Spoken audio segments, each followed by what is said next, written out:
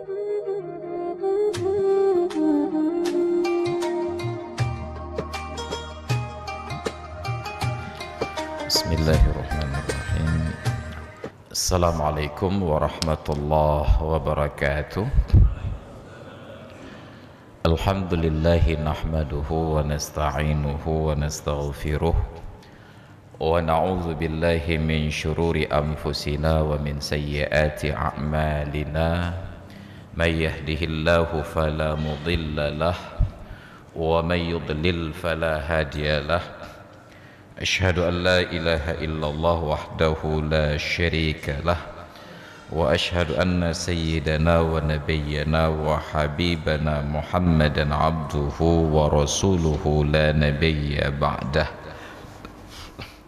Allahumma salli wa sallim ala sayyidina Muhammadin ibni Abdullah wa ala alihi wa sahbihi wa mawalah wa ba'du.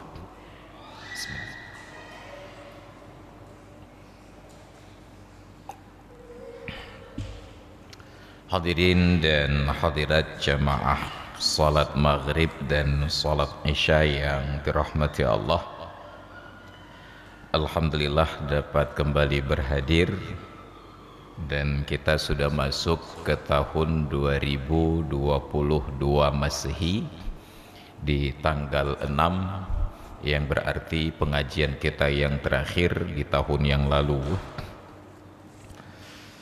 Dan bahasan kita masih pengantar tentang salat sunat sampai pada pernyataan Bismillahirrahmanirrahim. Afdalu ibadatil badani wassalatu afdalu ibadatil badan ba'da syahadataini. Salat itu adalah aktivitas ibadah yang dikerjakan dengan badan yang paling utama setelah mengucapkan dua kalimah syahadat. Yang paling utama syahadat. Maka nanti dalam hadis tentang sya'bul iman, cabang-cabang iman, kata Nabi ada 60-an, dalam riwayat yang lain ada 70-an. A'laha, yang paling tinggi dari cabang iman itu adalah kalimat tauhid la ilaha illallah. Wa adnaha, dan yang paling rendah dari cabang iman itu adalah imatatul adza anit thariq, menggeser ataupun memindahkan gangguan dari jalan. Jadi ada syahadat yang paling utama. Syahadat apabila diawali dengan asyhadu, tidak disebut asyhadu, tinggal la ilaha illallah saja, berubah nama menjadi tahlil. Maka tahlil itu ucapan la ilaha illallah.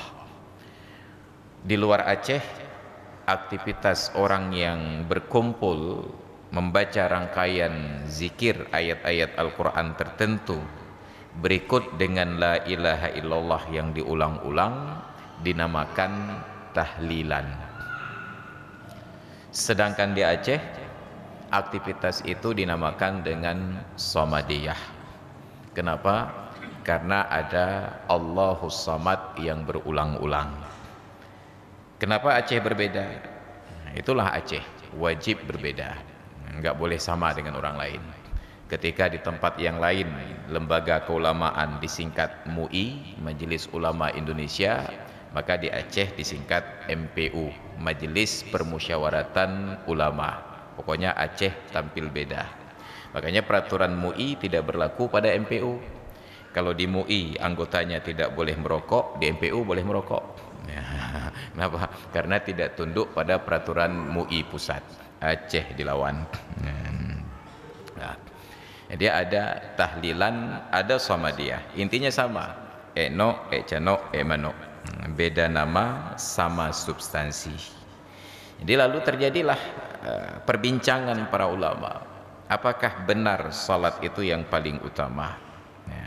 Fa farduha afdalul furudi wa nafluha afdalun nawafili.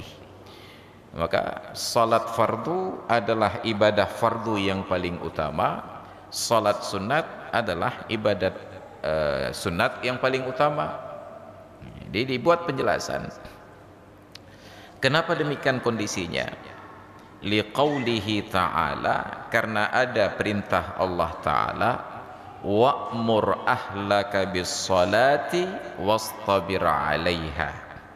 Suruh keluargamu untuk menunaikan salat dan bersabarlah pada prosesnya.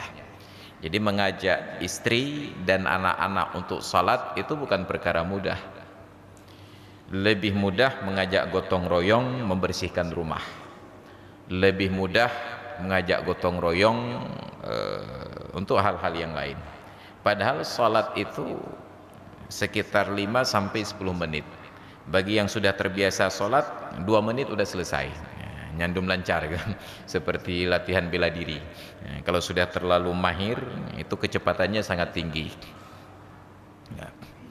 Dan karena sabda Nabi, maftaradallahu 'alal 'ibadi ba'da tauhid syai'an ahabba ilaihi minas shalah. Tidaklah Allah fardukan ke atas hamba setelah mengucapkan kalimat syahadat tauhid sesuatu yang lebih ia cintai daripada salat. Andai kata ada sesuatu yang lebih Allah cintai daripada salat, la tu'abbida bihi malaikatahu, untuk menjadikan para malaikat beribadah dengan caranya. Ternyata tidak ada. Faminhum raki'un, ada malaikat itu yang ibadahnya rukuk saja, wa sajidun sujud saja, wa qa'imun berdiri saja, wa qa'idun duduk saja.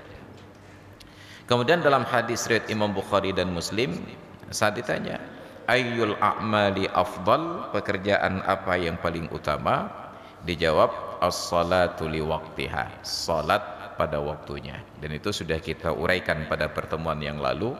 Tidak mesti di awal waktu, yang penting pada waktunya. Di awal waktu lebih baik, tetapi tidak bersifat permanen. Dia ada perubahan sesuai dengan situasi dan kondisi. Jadi salat di awal waktu itu bukan segala-galanya, karena ada dalil tentang salat di dalam waktu. Bahkan salat di dalam waktu itu bukan segala-galanya. Ada dalil tentang harus menunda salat sampai keluar waktu. Yang utamanya yang disepakati adalah salat itu adalah segala-galanya, bukan di awal waktu, bukan di dalam waktu. Yang penting salat. Sedangkan awal waktu ada fadilah-fadilah tertentu yang kita harus sesuaikan, termasuk salah satunya pengajian-pengajian seperti ini lebih utama daripada salat di awal waktu. Makanya di dayah, di pesantren-pesantren yang mengaji setelah maghrib itu berhentinya jam 9, baru berkumandang azan, tunggu sebentar baru qomat. Salat isya jam setengah 9. Saya dulu awal-awal pulang kemari ada pengajian di kampus Darussalam dengan dosen-dosen USK, sekarang USK, dulu Unsyah, pokoknya jangan sama ya. Jadi pertanyaan pertama diajukan sangat tendensius. Ustaz, pesantren itu kan ngajinya 24 jam sehari, tapi kenapa sholat isyanya jam 9? Canghi cika trip dah kebah pertanyaan. Begitu ada sesi tanya jawab, langsung pertanyaan itu yang diajukan. Jadi saya bukalah wawasan beliau-beliau ini. Saya tanyakan, apa yang salah pada sholat isya jam 9? Cari kesalahannya dulu. Apa yang salah pada sholat isya jam 9? Iya Pak Ustaz, bukankah sebaiknya sholat itu di awal waktu? Iya. Lalu apa yang salah dengan sholat isya jam 9? Bukankah awal waktu itu sekitar jam 8? Iya, oke, awal waktu jam 8. Lalu apa yang salah dengan sholat isya jam 9 saja? Pak ulang. Ya. Dia jawab, tidak tahu lagi jawaban. Akhirnya saya uraikan ke beliau. Salat di awal waktu, jelaskan dulu. Ada salat ada isya, ada awal waktu. 3 perkara. Salat isya di awal waktu secara berjamaah. Salat isya fardhu ain, berjamaah fardu kifayah. Oke lah, kita ambil pendapat itu dari tarjih Imam Nawawi. Kalau menurut Imam Syafi'i memang sunat muakkad, oke lah kita anggap itu fardu kifayah. Di awal waktu sunat, bahkan tidak muakkad, hanya sunat biasa saja. Salat isya berjamaah di awal waktu, fardu ain, fardu kifayah, sunat muakkad. Pertanyaannya, bukankah murid-murid pesantren yang salat isya jam 9 itu tetap berjamaah? Artinya fardu ainnya jalan salat isya, fardu kifayahnya jalan berjamaah, hanya jam 9, bukan di awal waktu. Fardu ain jalan, fardu kifayah jalan, hanya tidak terdapat sunat yang bahkan bukan muakkad, hanya tidak terdapat sunatnya. Pertanyaannya, kenapa tidak dikedepankan sunat ini? Baru kita hubungkan apa yang dilakukan oleh murid pesantren dari jam 7 sampai jam 9 sehingga tidak sempat mengerjakan sunat pada jam 8. Oh, mereka sedang mengaji, menuntut ilmu, yang ilmu itu berkisar antara fardu ain dan fardu kifayah. Jadi jawabannya, kenapa salat isya yang sunat, kenapa salat isyanya jam 9? Karena mereka mendahulukan fardu ain dan fardu kifayah daripada sunat. Jadi tidak boleh satu rangkaian. Salat isya berjamaah di awal waktu, harus dirangkai, diurai satu persatu. Salat isya berjamaah dan awal waktu. Nanti dicari lagi alasan. Kalau memang itu alasannya, kenapa tidak tunda saja mulai pengajian setelah salat isya? Kita tanya lagi, lalu apa yang dilakukan oleh anak-anak dari jam 7 sampai jam 8? Mbah kedah-dah mentang, makan kailahap lah, buang-buang waktu. Jadi kalau kita mencari kesalahan, ada banyak hal yang bisa disalahkan. Tetapi kita harus beradaptasi dengan suasana. Baru kita jawab. Lalu jam 9, apakah kita sepakat bahwa awal waktu mesti jam 8? Nah, baru saya buka wawasan tentang betapa orang Arab itu salat duhur, salat asar, salat isya 15 menit setelah azan baru qamat. Orang Arab itu salat maghrib 10 menit setelah azan baru qamat. Orang Arab itu setengah jam setelah azan baru qamat. Orang Arab itu, belum lagi orang Arab yang lain. Rasulullah itu juga orang Arab. Beliau tidak konsisten salatnya di awal waktu. Beliau hanya konsisten salatnya di dalam waktu secara berjamaah. Maka ada aulawiyat, fadilah-fadilah yang harus disesuaikan. Makanya kita selalu mendobrak pemahaman. Jangan terlalu seragam pengajaran yang memberikan kesan seolah-olah Islam ini sangat sempit, tidak pernah memberikan solusi. Di ketika kemarin sore ada pengajian dengan kawan-kawan di Bank Syariah Indonesia, saya buka wawasan tersebut. Kita selama ini disuguhkan di media sosial bahwa bila ada SPBU yang tutup 15 menit sebelum azan, buka setelah selesai sholat, itu sangat syariah. Sehingga bahkan standar pelayanan di bank syariah pun begitu berkumandang azan zuhur, berhenti pelayanan karena semuanya sholat. Yang bikin syariah ya, saudara. Kenapa?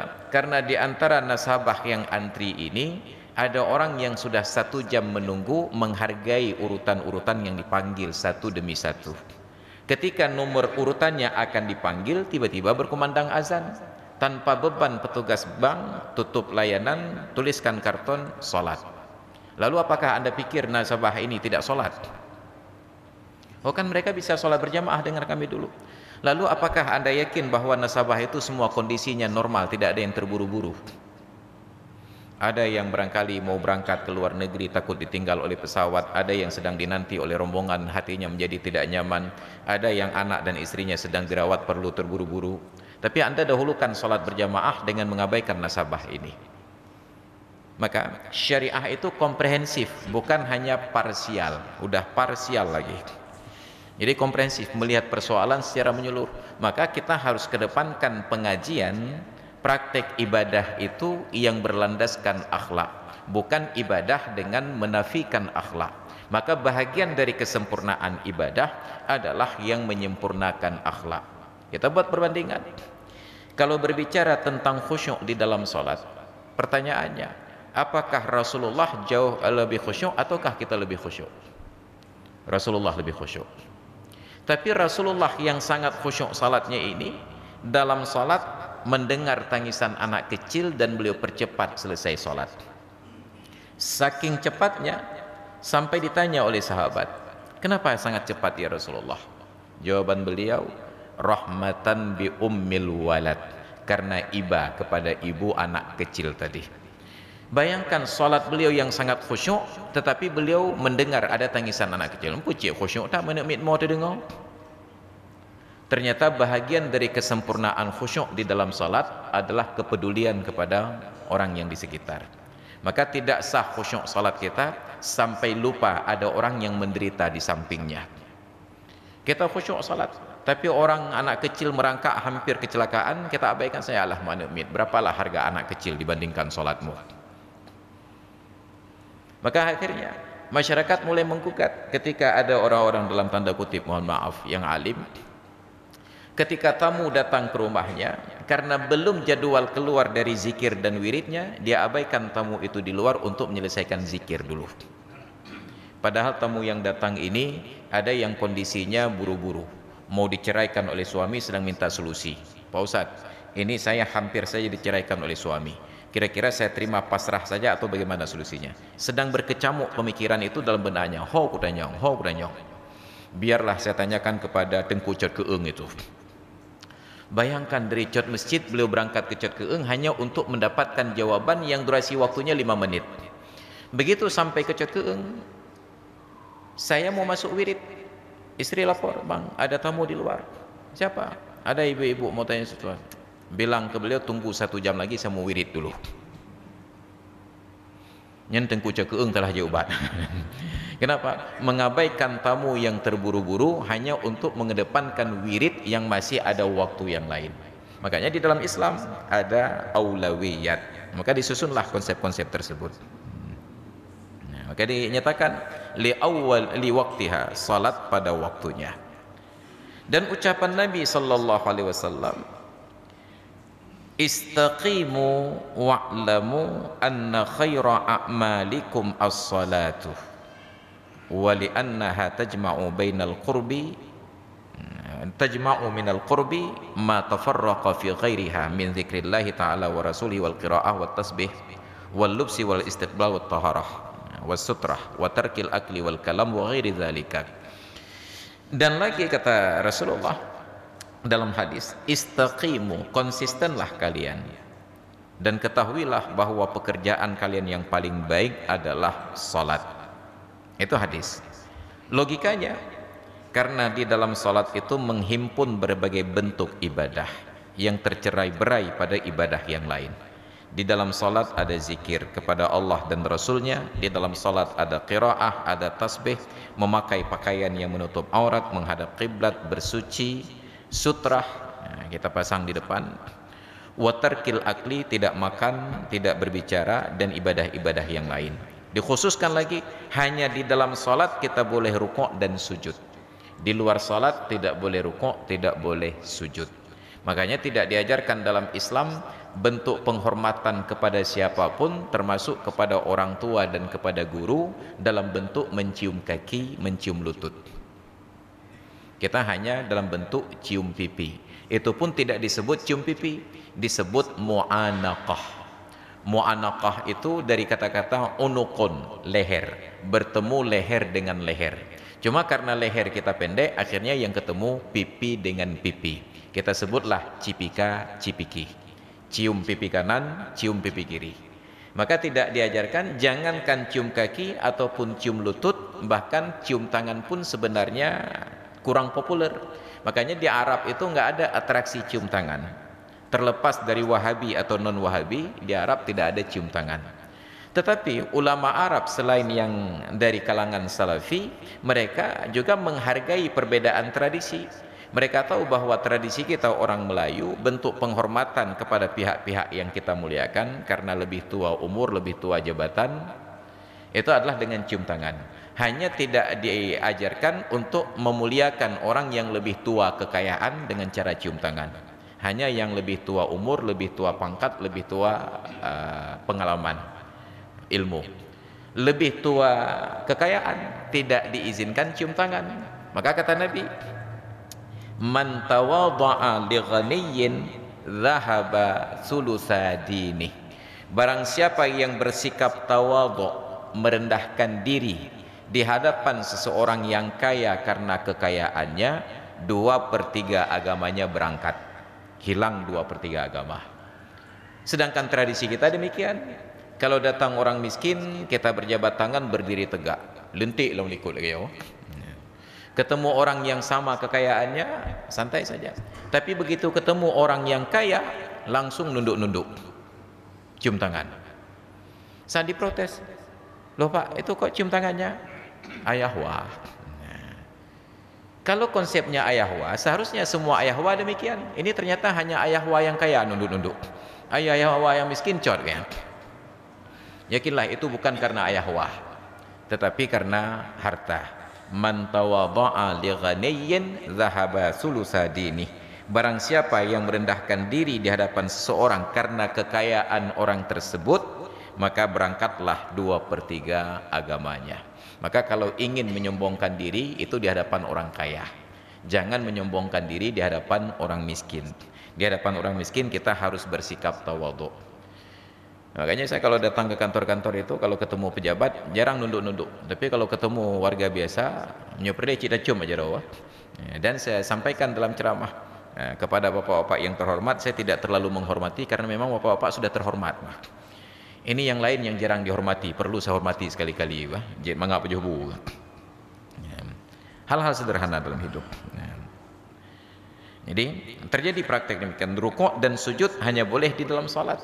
Kalaupun diajarkan oleh Nabi, aqrabu ma yakunul 'abdu mir rabbih wa huwa sajidun fa aktsirud doa.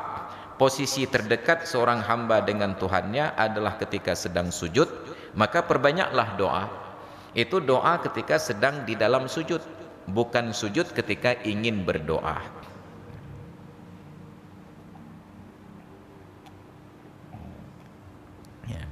Doa di dalam sujud, bukan sujud ketika ingin berdoa.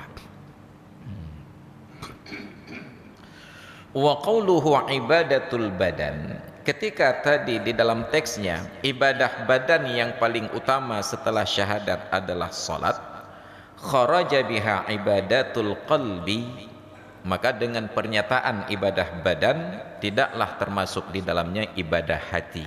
Kenapa? Fa innaha afdalu minas shalah.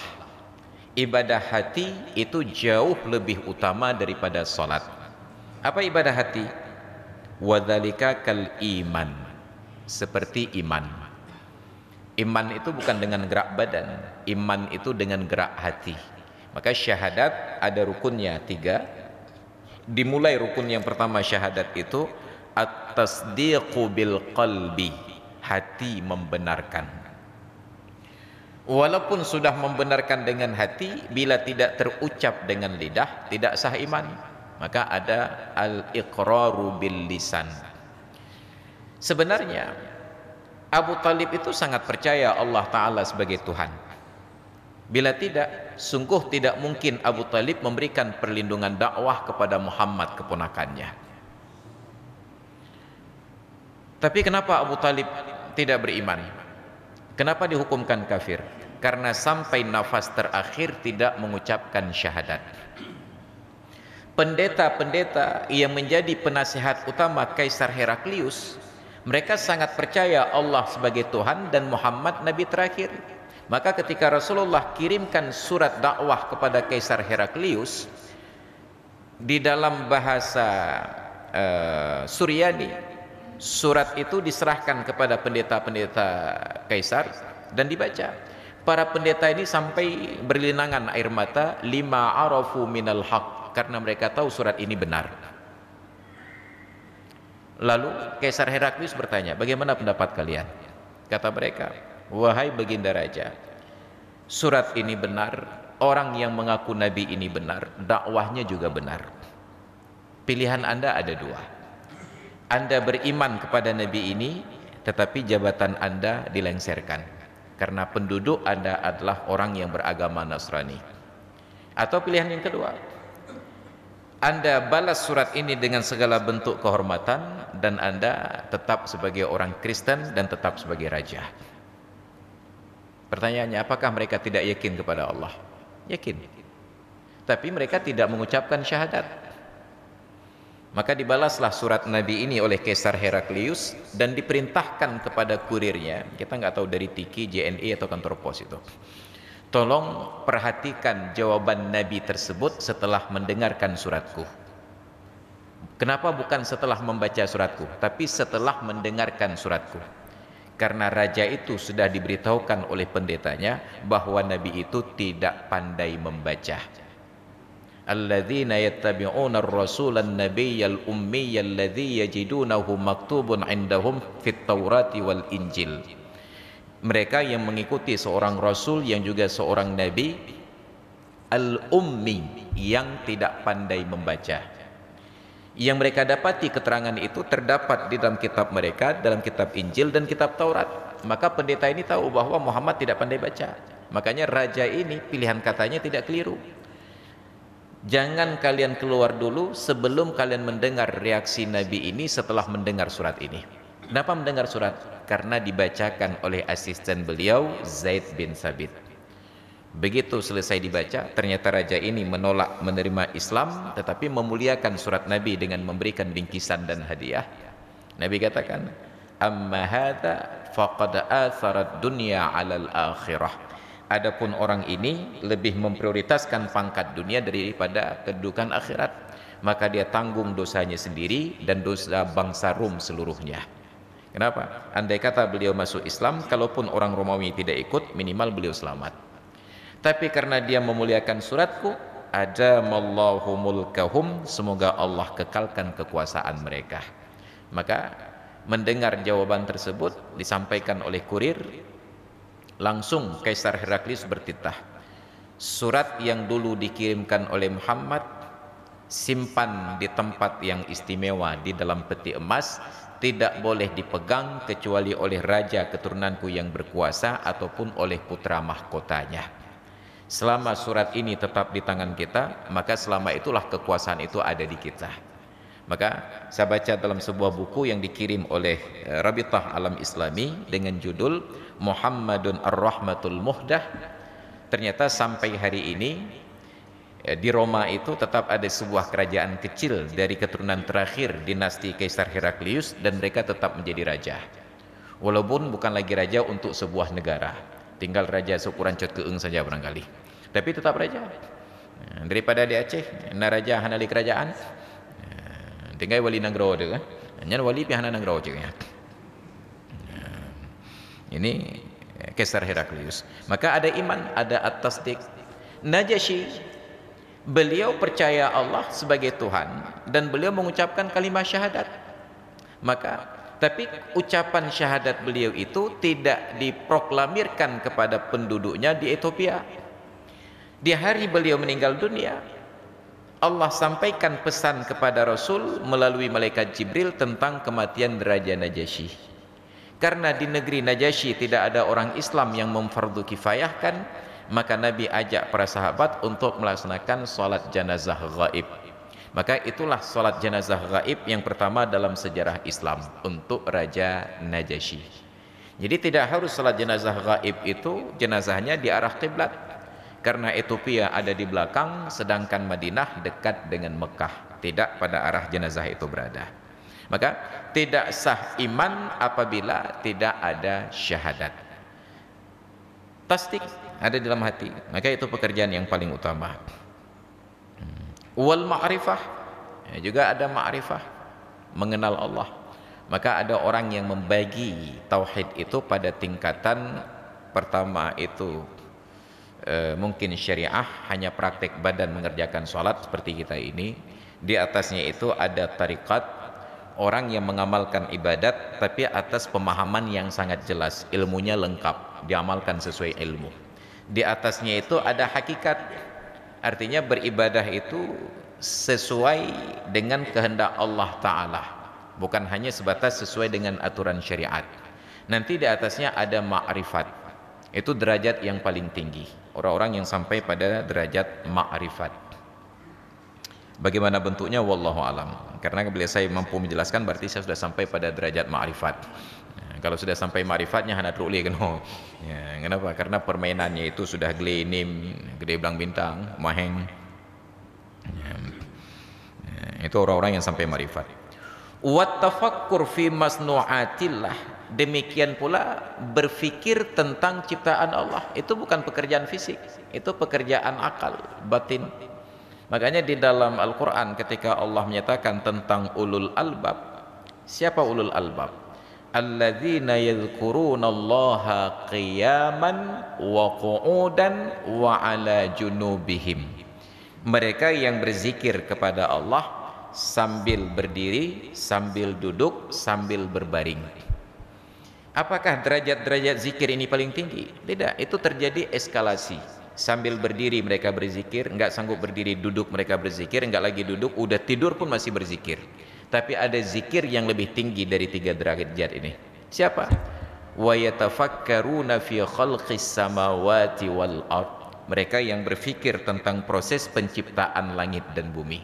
Maka pekerjaan berfikir itu adalah bentuk zikir yang paling tinggi. Banyak orang yang sibuk berzikir setiap hari, tapi karena tidak pernah berfikir dia bisa murtad. Tapi banyak orang-orang kafir yang tidak pernah berzikir, namun karena mereka mau berfikir, mereka mendapatkan hidayah Islam. Maka coba perhatikan ilmuwan-ilmuwan itu, di puncak pencapaian ilmu mereka, mereka mendapatkan hidayah Islam.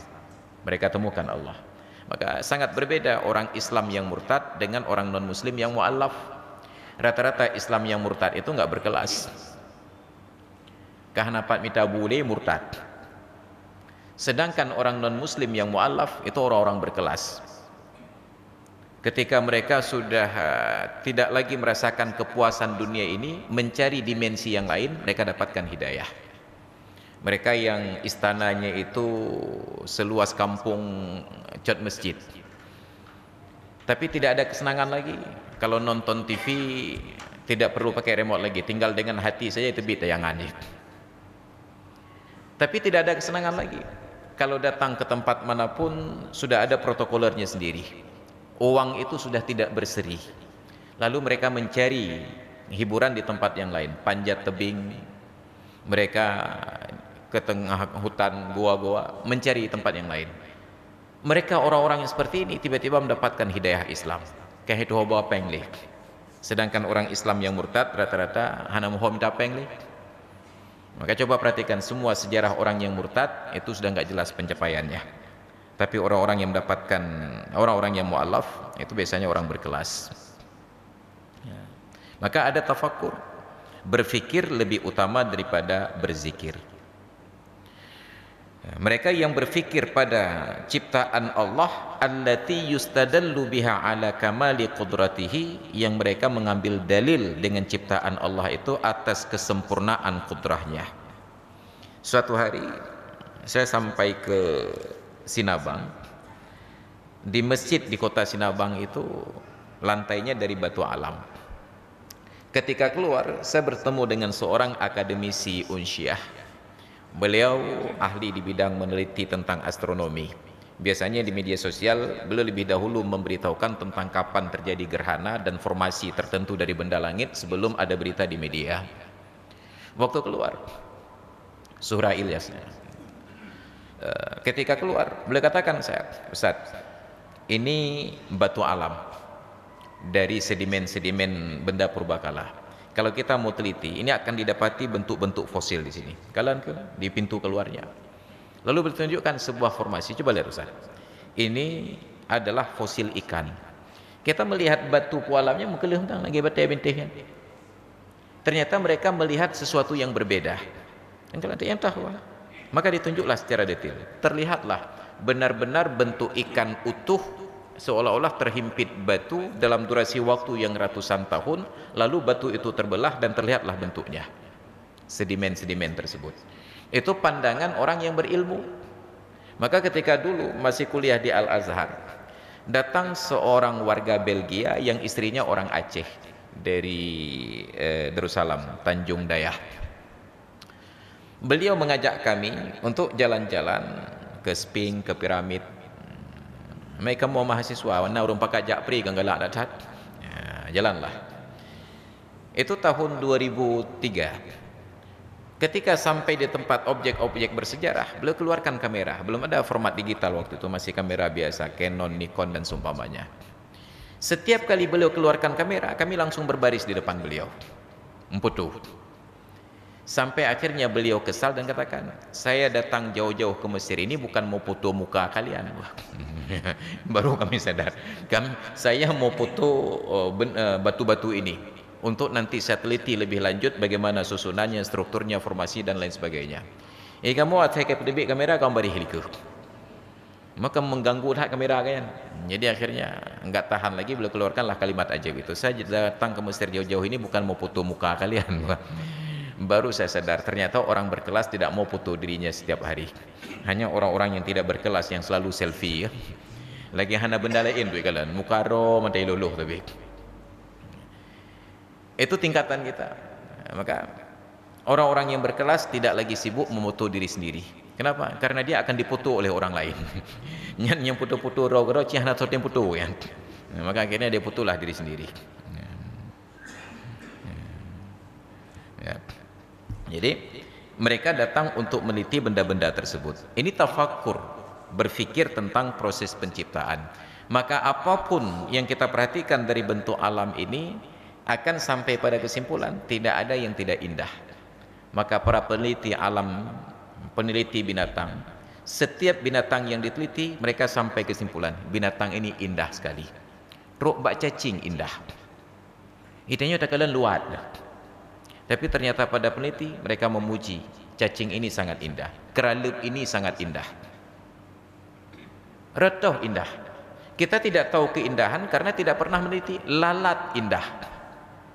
Kenapa? Karena mereka sudah berpikir dari dimensi yang berbeda tentang kesempurnaan struktur dan fungsi-fungsinya.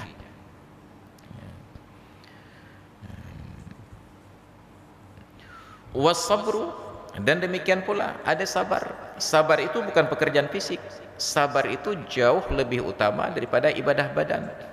Maka ketika Allah katakan wasta'inu, bukan bisalah, bisabri wassalah. Sabar lebih dahulu.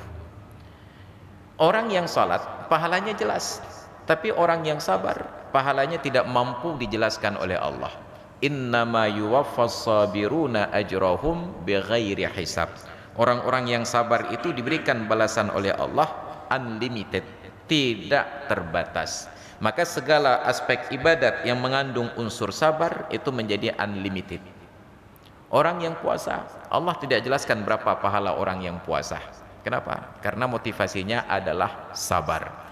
Sampai dalam sebuah hadis qudsi Allah Ta'ala menyatakan, apabila hambaku bersabar atas musibah yang aku timpakan, maka aku malu mendirikan mizan dan hisab kepadanya di hari kiamat.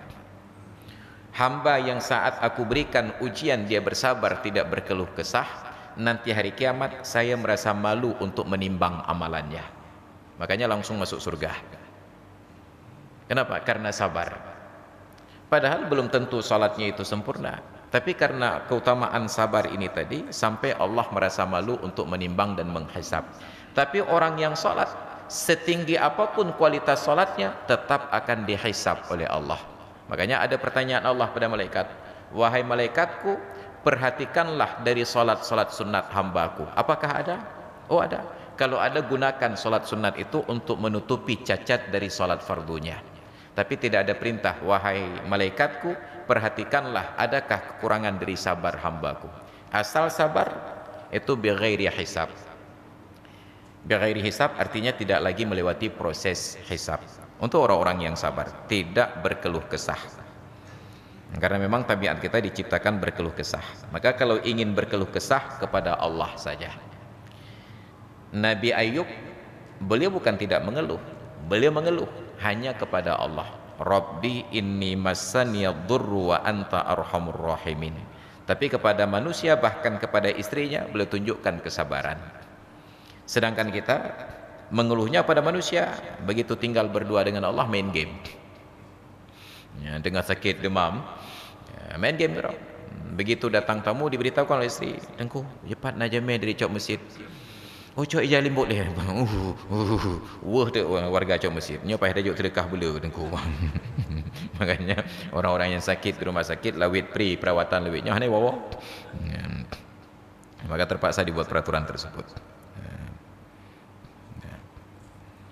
Apa itu sabar? Wa huwa habsun nafsi 'ala ta'ah wa man'uha 'anil maksiyah, yaitu mengekang nafsu untuk bertahan melakukan taat dan mencegah nafsu itu dari terjerumus pada perbuatan maksiat. Nah, ipakat dengku main game online malamnya. Domino hack bak.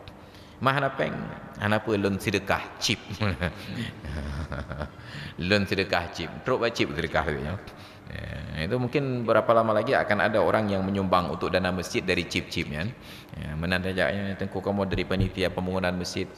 Oh mapeng hananya yang nak chip-chip pada umum. Jauh juga dah. Nauzubillah. Habsun nafsi anil maksiyah, menahan diri dari berbuat maksiat. Wat tawakkul, demikian pula. Ada yang lebih utama dari salat. Apa itu? Tawakal. Apa itu tawakal? At-tafridhu ilallahi fil umur kulliha, menyerahkan segala perkara itu sesuai dengan kehendak Allah, wal i'radu amma fi aidin nas, dan berpaling dari apa yang ada di tangan manusia. Itu baru disebut tawakal. Dia ikuti semua aturan Allah, dia sudah bekerja, dia sudah berusaha, dia tidak mendikte Allah pada hasilnya.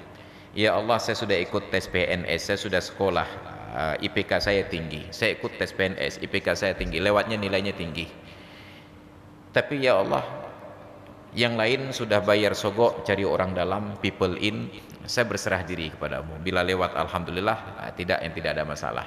Tawakkul, berserah diri kepada Allah Ta'ala. Wal i'radu amma fi aidin nas, berpaling dari semua yang ada di tangan manusia. Oh kayaknya kepala kantor ini Bapak Pulan, ada hubungan kerabat dengan si Pulin, kita coba lakukan pendekatan, mungkin bisa lewat. Tidak ada tawakal di sana ketika masih berharap kepada manusia.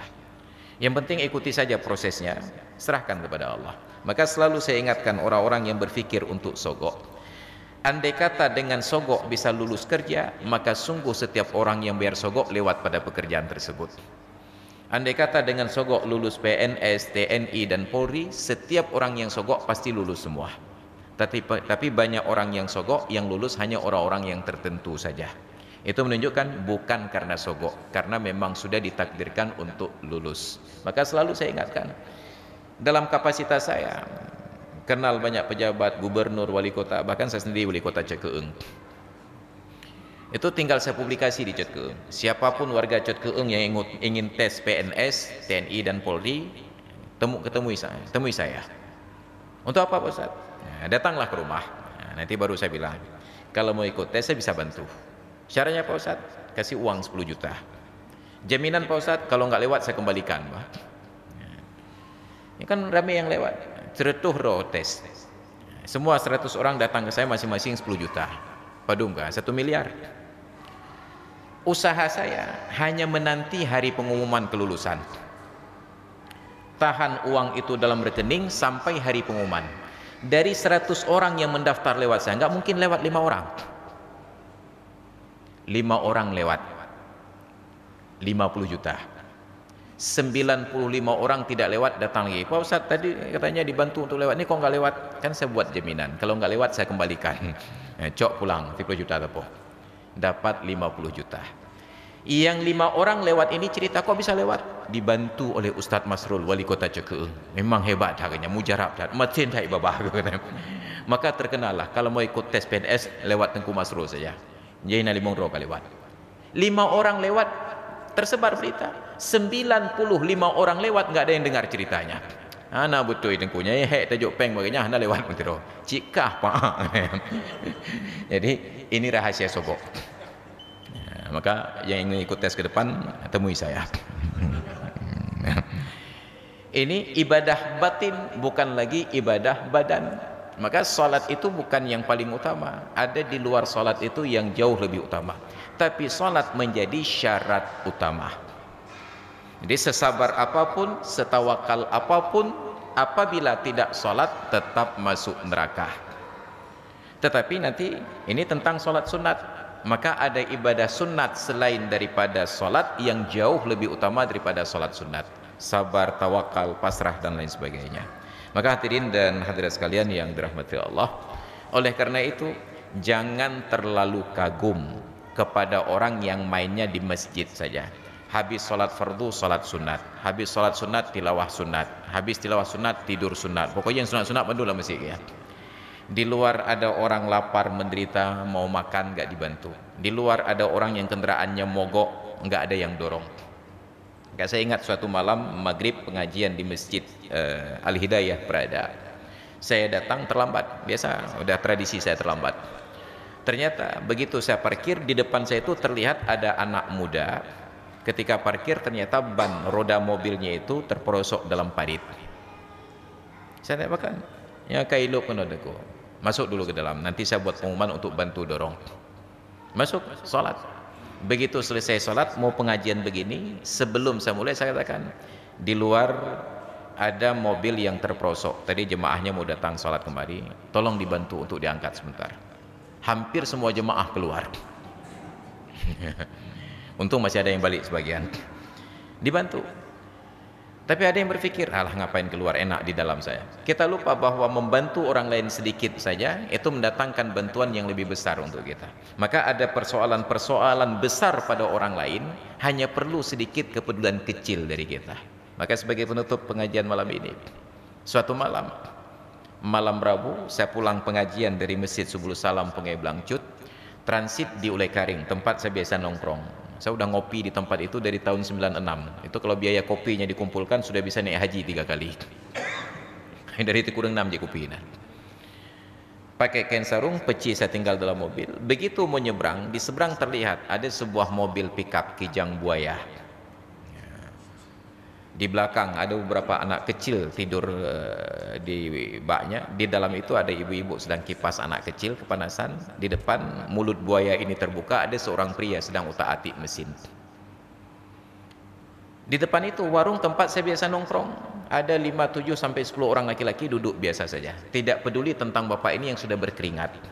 Anak-anak kecil di belakang tidur digigit nyamuk. Ya Pak Udinong cika mukrong muka. Saya tanya, "Pakan Pak?" Yang kedengku hai tim udip moto. Saya tanya, "Menyedatulah udip, insyaallah udip engku." Lalu saya pamit sebentar. Saya datang ke tempat itu.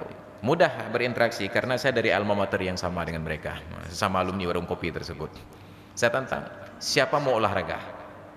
Langsung mereka melihat saya. "Olahraga apa dengku?" "Tulak motonya." Maka bangkitlah beberapa orang bergabung dengan saya. Kami dorong mobil. 1 menit mobil itu nyala. Padahal saya nggak tahu sudah berapa jam beliau di tempat tersebut sambil utak-atik mesin dan tidak nyala. Begitu mobilnya nyala, beliau berhenti, turun dari mobil sebentar hanya untuk mengucapkan terima kasih. Sedikit kepedulian kita menyelesaikan masalah besar dari orang lain. Tapi ketika tidak ada yang peduli, bapak ini tetap berkeringat di tempat tersebut, boleh jadi sampai pagi, sampai ketemu montir. Hanya sedikit kepedulian. Lalu pertanyaannya, apakah yang di warung tadi tidak peduli? Peduli, cuma tidak ada yang provokasi. Maka kita perlu provokator dalam hidup untuk menggerakkan kita mau bekerja dan berbuat. Makanya sambil jalan coba perhatikanlah apa yang bisa kita bantu.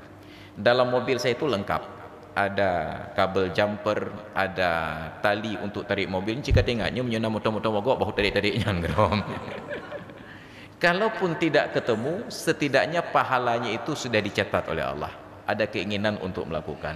Maka pasang niat-niat baik untuk selalu dalam hidup, setiap hari kita keluar berfikir, kebaikan apa yang dapat saya lakukan, bantuan sekecil apa yang dapat saya berikan. Kita tidak pernah tahu kapan doa-doa mereka itu akan mustajabah. Hadirin dan hadirat sekalian yang dirahmati Allah, bahagian dari akhlak tersebut adalah jangan berlama-lama membiarkan orang mendengarkan Anda bicara. Wallahu alam bissawab wa ilaihil marji'un wal ma'ab. A'udzu billahi minasyaitonir rajim. Bismillahirrahmanirrahim. Alhamdulillahirabbil alamin wassalatu wassalamu ala sayidina Muhammad wa ala alihi wa sahbihi ajma'in. Allahumma rzuqna fahman nabiyyin wa hifdzal mursalin wa ilhamal malaikatil muqarrabin. اللهم علمنا علما ينفعنا وانفعنا بما علمتنا وزدنا علما وفهما وألحقنا بالصالحين ربنا اغفر لنا ذنوبنا ولوالدينا وارحمهما كما ربيانا صغارا ولجميع المؤمنين والمؤمنات والمسلمين والمسلمات الأحياء منهم والأموات إنك سميع قريب مجيب الدعوات يا قاضي الحاجات ربنا آتنا في الدنيا حسنة وفي الآخرة حسنة وقنا عذاب النار وصلى الله على سيدنا محمد وعلى آله وصحبه أجمعين والحمد لله رب العالمين. الفاتحة. بسم الله الرحمن الرحيم. الحمد